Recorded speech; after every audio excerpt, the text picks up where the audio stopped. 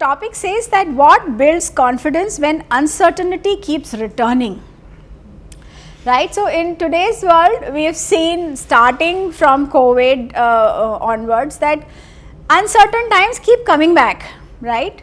So in these kinds of uncertain times, is it useful to plan? Should we plan?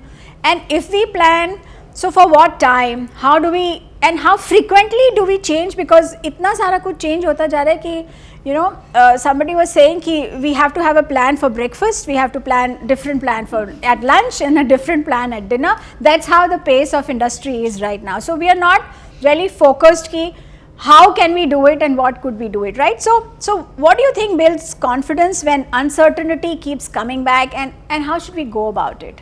So we can start, whoever wants to begin, and then you know, we take on the discussion from that. If nobody wants to begin, like in a class, then I point out, acha, aap bataiye. Okay, please go ahead.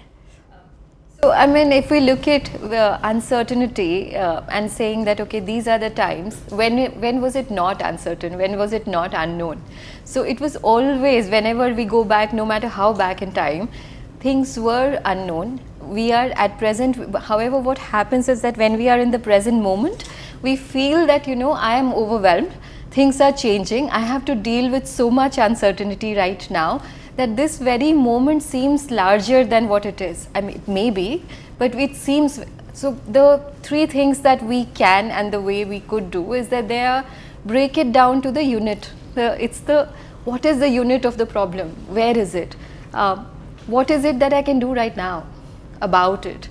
Write down the problems, and then the moment you break it down into a smaller thing, then you realize that, you know, I have done this in the past.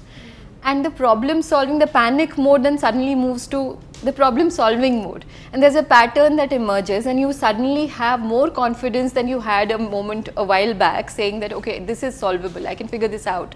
And that quiet confidence comes in. And that is the confidence that you need. No, but I think you're absolutely right. That's the process to go about the whole thing.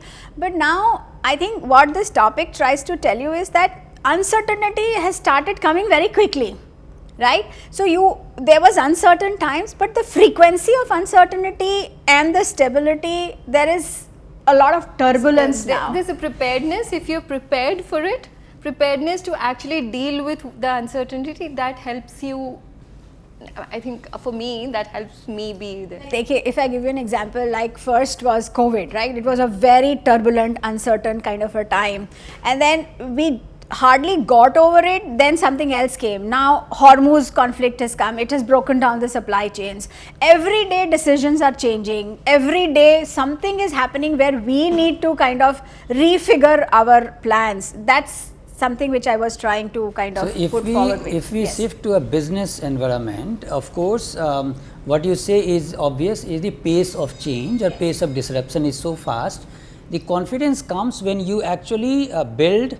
I see it more like a muscle, like we go to gym and every day we build.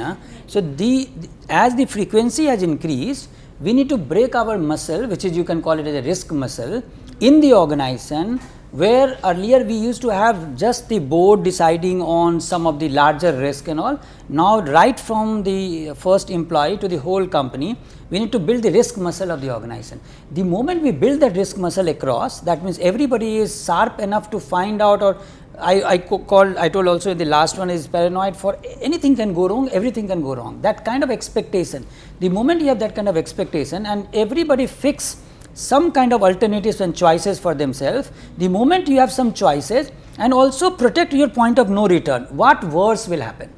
Be prepared for that business continuity, that worse will happen, and when you are prepared, probably it will not happen, but being in that mode that it will happen, you know, rather than thinking things will not change, always thinking it will change. So that mindset in the organization when we build, and point of no return gets little boost, I think the confidence comes. I am talking about organizational confidence. Individually, of course, we have a lot different aspect. We need to, it's a resilience of a person and all of that, but I am talking in a business sense. We need to have now, just like we had quality from one department has gone to across, business excellence. Now the business model, you know, re-innovation or innovate everything should come like a omnipresent in the organization. So risk muscle, build it, and get to the point of avoid the point of no return. That's it. Actually protect only the last point where you can bounce back. Be ready for bouncing back every time you have. So again, what she said, I agree, that there are only two things, predictive and reactive. Like, let's talk about predictive scenarios. So in a corporate environment, we have something called as BCP, business continuity plans. So there you think of various scenarios. What if, like for example, what if there is no power for 4 days? What will you do? What if employees cannot travel to work? What will you do? So on all those scenarios, you will build your solutioning. Like 4 days, if there is no power, there needs to be a genset that will power, and then UPS, etc. You need to have, X number of days of diesel supply, very basic things. If people cannot travel, can they work from home? If they require a secure connection, is there VPN for everybody, right? Things like that. So there you say, then comes a reactive model, which you cannot think, and then it's all about building that muscle. How fast can you react? Like for example, I come from a technology AI native SaaS company. Everybody is innovating around us. So either you let the business go or you react fast. Things are changing. Yesterday it changed. Today morning something changed. How do you react fast, and how do you then build on it and say that I am in control? Build it. So predictive, reactive, that's how you keep navigating. Some things will not be in your control, like when COVID, the example you gave, everything shut down.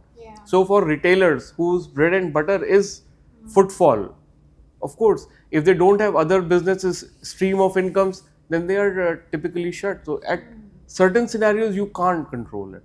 Correct. So I think industry is always a combination of both, predictive and reactive both. So as the situation comes, sometimes you have to react, sometimes you can build scenarios. But what if something happens beyond that scenarios, then that reactive mode probably comes in, right? And that's where the muscle, how fast can you assemble your team, how fast can you get into a war room, like a situation, invoke everyone. So the fast corrections without blame games will have to take the precedence, right? So yes, sir. Blame game and victimize. I am a victim, not that mentality. Not that mentality. That the survivor mentality. Wonderful. Yeah, yes. So as I said, right. So basically, we are all on like literally war foot from the last 6-7 years when it comes to businesses, right? Like as you said, like literally and these uncertain or contingency planning, right? That is no more like earlier. It used to be for a time period, like probably this is the worst time.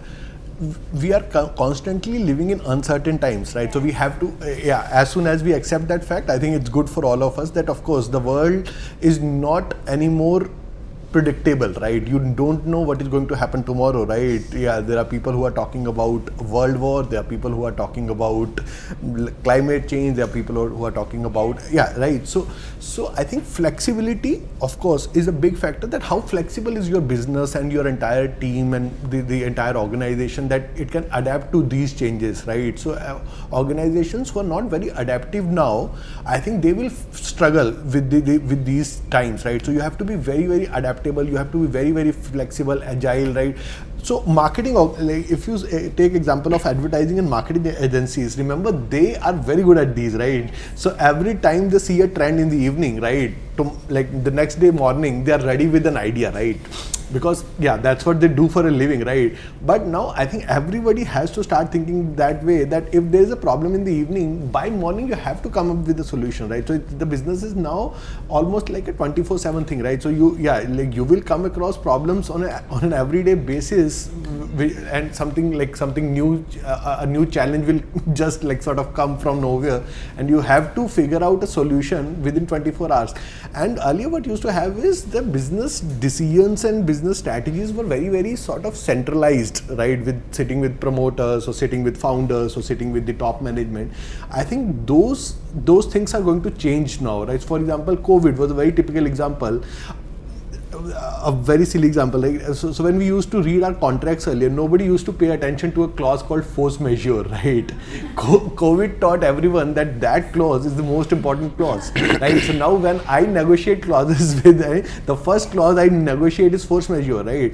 So that taught us that uncertain times can come more often than what we think, right? So they can come anytime, right? And now all of a sudden nobody used to pay attention to these contracts, right? People used to bring contracts to top management's table and they used to sign, right? Now everyone has realized that the legal department or the risk management department or any other department has a role to play in managing the risks that you are sitting on, right? So for example, a supply chain department, how de-risked your supply chain is, right? If you are dependent on supplies from outside, even from outside the state, how de-risked is that, right? Have you de-risked it enough so that, like, let's say tomorrow there's an issue between let's say there's an issue in the road transport, right?